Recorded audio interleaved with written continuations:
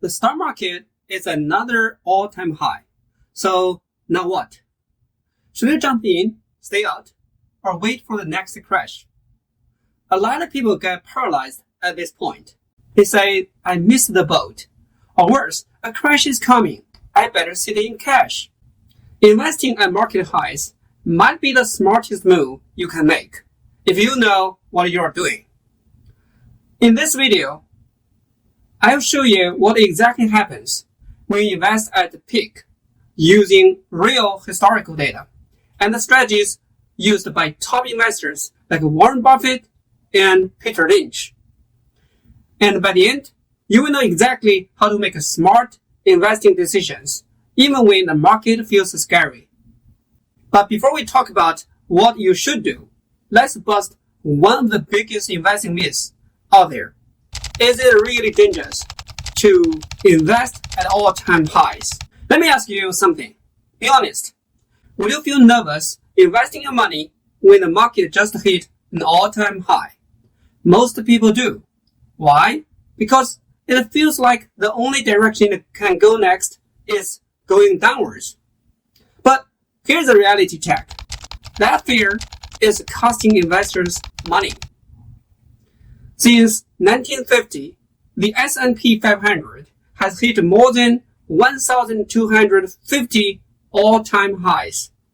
That's not a typo.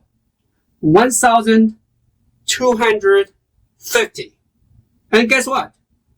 Investors who bought at those peaks, they still made money. If you had only invested on the days the market closed at a record high, you would have earned returns almost identical to someone who invests on random days. Why? Because markets don't crash every time they reach a peak. They often keep climbing. Legendary investor Peter Lynch said it best. More money has been lost preparing for corrections than in the corrections themselves. And it's going to happen. I don't care when it's going to happen. I would love to know. Obviously, it would be very useful to know when it's going to happen. It doesn't make a difference to me. Corporate profits will be a lot higher 8 years from now, a lot higher 16 years from now, a lot higher 30 years from now. That's what I deal with. Trying to time the market? That's like trying to guess when the lightning will strike twice. You cannot win the game. So instead of sitting on the sidelines, waiting for the next dip, history says stay invested works. So the fear is mostly emotional. But what does the actual data say? Let's dig into the numbers and see how market performs after hitting a record high. So what happens if you invest when the market is at an all-time high? Spoiler alert, it's not as bad as people think. Many investors got nervous when the market is hitting new highs. They think it's too late. A crash must be right around the corner. But in the past, even after the market hit all-time highs, long-term returns stayed strong. A study showed that in the United States, after hitting a market high, the chances of a 10% plus correction within the next year is just 9%.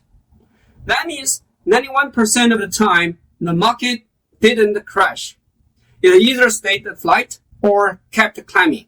Now look at India's NIFTY 50. Even if you had the worst timing and bought at the peak, your 5-year returns were still positive 100% of the time. Let that sink in. Every single time the market make a new high, if you held for 5 years, you made money. So next time someone says, the market is too high, I'm waiting for a dip, just remember, historically, the real risk wasn't buying at the top. It was waiting and missing out. Because the market doesn't reward fear. It rewards time in the market, not timing in the market. If buying at highs still works, why do so many investors try to time the market? Let's talk about why market timing doesn't work and how it often does more harm than good. So let's talk about market timing. The idea that you can predict when to jump out before a crash, jump back in before a rally. Sounds nice, right? But here is the problem. You have to be right twice. When to get out and when to get back in. That's nearly impossible, even for the pros. Most opponents don't get it right. They get scared. They sell during the dip, and then they miss the recovery. So I have no idea when the market's going to go down, and no idea when it's going to go up. I'm totally shocked. The market was 4,000 2.5 years ago. A while ago, it was 8,000. I had no idea about this. Very surprising to me. But I'll guarantee you the market will be a lot higher in 15 years. It'll be a lot higher in 25 years. That's Peter Lynch, one of the greatest investors of all time. Trying to time the market isn't a strategy. It's a gambling. What usually works is timing the market, not timing the market. Because when the market does go up and down in the short term, historically, it always recovers over time. And those who stay in usually come out ahead. So the market timing doesn't work. What does? Let's break down some real strategies you can start using today.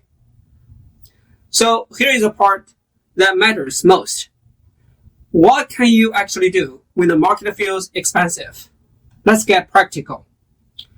1 is a dollar cost averaging. Is a dollar cost averaging.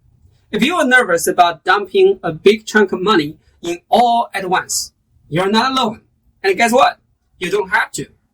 This is where dollar cost averaging comes in. Just invest it gradually over time. It smooths out your entire price and reduces the risk of bad timing. For instance, let's say that you got 10K. Instead of going all in today, you can put in 2,000 every month for the next 5 months. Or here is a hybrid system. Invest 50% now, that's 5K, and spread the rest over 6 months. That way you're in the market, but with a cushion.